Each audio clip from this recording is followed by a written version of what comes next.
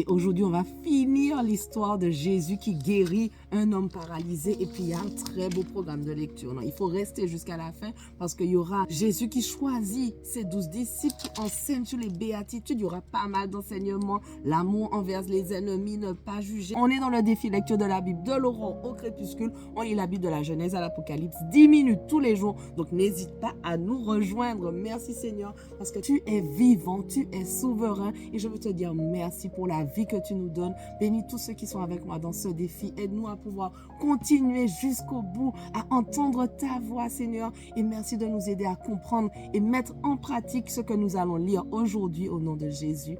Amen. Donc, comme d'habitude, si tu as loupé la lecture d'hier, lis 1 ou 2 chapitres pour bien être dans le contexte. Donc, Luc 5, verset 19.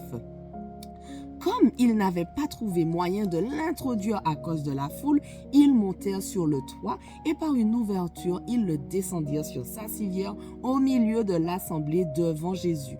Voyant leur foi, Jésus dit, « Mon ami, tes péchés te sont pardonnés. » Les spécialistes de la loi et les pharisiens se mirent à raisonner et à dire, « Qui est cet homme qui profère des blasphèmes? Qui peut pardonner les péchés si ce n'est Dieu seul ?»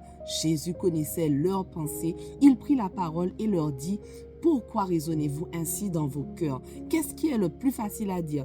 Tes péchés te sont pardonnés ou lève-toi et marche, afin que vous sachiez que le Fils de l'homme a sur la terre le pouvoir de pardonner les péchés. Je te l'ordonne, dit-il au paralysé, lève-toi, prends ta civière et rentre chez toi. Celui-ci se leva immédiatement en leur présence, prit la civière sur laquelle il était couché et rentra chez lui en rendant gloire à Dieu. Tous étaient dans l'étonnement et célébraient la gloire de Dieu.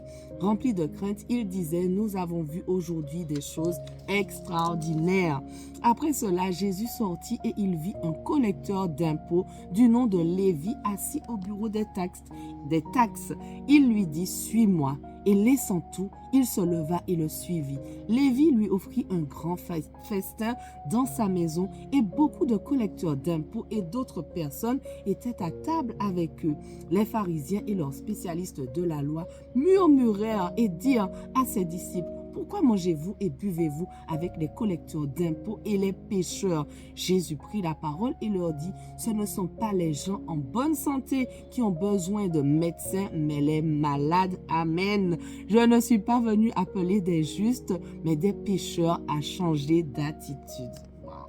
Ils lui dirent, « Pourquoi les disciples de Jean, tout comme ceux des pharisiens, jeûnent-ils fréquemment et font-ils des prières, tandis que les tiens mangent et boivent ?» Jésus leur répondit, « Pouvez-vous faire jeûner les invités à la noce pendant que le marié est avec eux? Les jours viendront où le marié leur sera enlevé, alors ils jeûneront durant ces jours-là. » Il leur dit aussi une parabole. Personne ne déchire un morceau de tissu d'un habit neuf pour le mettre à un vieil habit. Sinon, il déchire l'habit neuf et le morceau qu'il en a pris n'est pas assorti avec le vieux. Et personne ne met du vin nouveau dans de vieilles outres. Sinon, le vin nouveau fait éclater les outres, il coule et les outres sont perdues. Mais il faut mettre le vin nouveau dans des outres neuves et les deux se conservent. Et aussitôt après avoir bu du vin vieux, personne ne veut du nouveau, car il dit, le vieux est meilleur. Luc 6. Un jour de sabbat appelé second premier, Jésus traversait des champs de blé. Ses disciples arrachaient des épis et les mangeaient après les avoir froissés dans leurs mains. Quelques pharisiens leur dirent, « Pourquoi faites-vous ce qu'il n'est pas permis de faire pendant le sabbat? » Jésus leur répondit, « N'avez-vous pas lu ce qu'a fait David lorsqu'il a eu faim, lui et ses compagnons? Il est entré dans la maison de Dieu, a pris les pains consacrés, en a mangé et en a donné même à ses compagnons, bien qu'il ne soit permis qu'aux prêtres de les manger. » Puis il leur dit, « Le Fils de l'homme est le Seigneur même du sabbat. » Un autre jour de sabbat, Jésus entra dans la synagogue et se mit à enseigner. Là se trouvait un homme dont la main droite était paralysée.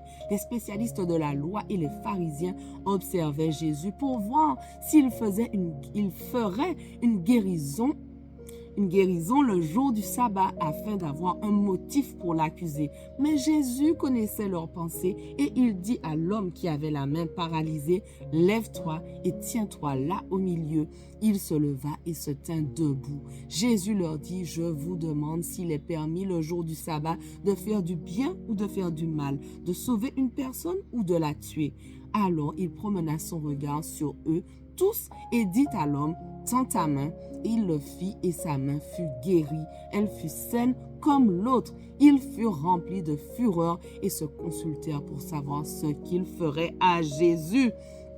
À cette époque-là, Jésus se retira sur la montagne pour prier.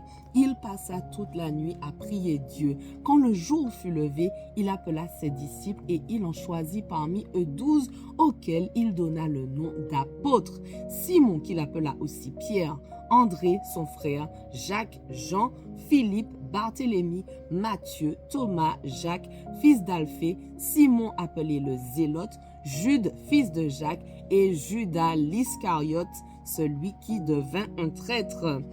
Il descendit avec eux et s'arrêta sur un plateau où se trouvait une foule de ses disciples et une multitude de personnes de toute la Judée, de Jérusalem et du littoral de Tyr et de Sidon. Ils étaient venus pour l'entendre et pour être guéris de leur maladie. Ceux qui étaient tourmentés par des esprits impurs étaient guéris et toute la foule cherchait à le toucher parce qu'une force sortait de lui et les guérissait tous. Alors Jésus leva les yeux sur ses disciples et dit, « Heureux vous qui êtes pauvres, car le royaume de Dieu est à vous. Heureux vous qui avez faim maintenant, car vous serez rassasiés. Heureux vous qui pleurez maintenant, car vous rirez. Heureux serez-vous lorsque les hommes vous détesteront, lorsqu'ils vous chasseront, vous insulteront et vous rejetteront comme des êtres infâmes à cause du Fils de l'homme. Réjouissez-vous ce jour-là et sautez de joie, parce que votre récompense sera grande dans le ciel.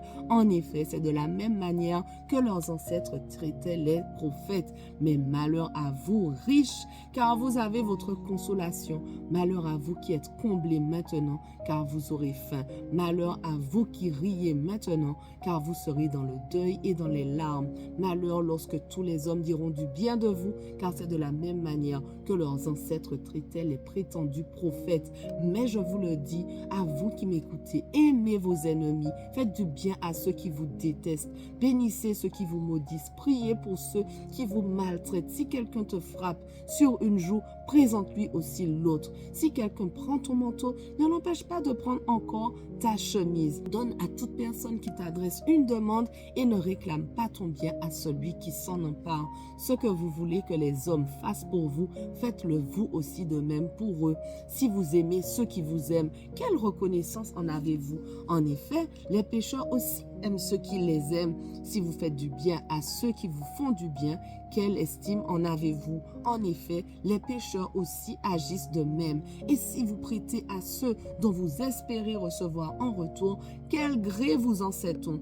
En effet, les pécheurs aussi prêtent aux pécheurs afin de recevoir l'équivalent. Mais aimez vos ennemis, faites du bien et prêtez sans rien espérer en retour. Votre récompense sera grande et vous serez fils du Très-Haut, car il est bon pour les ingrats et pour les méchants. Soyez donc pleins de compassion, tout comme votre Père aussi est plein de compassion.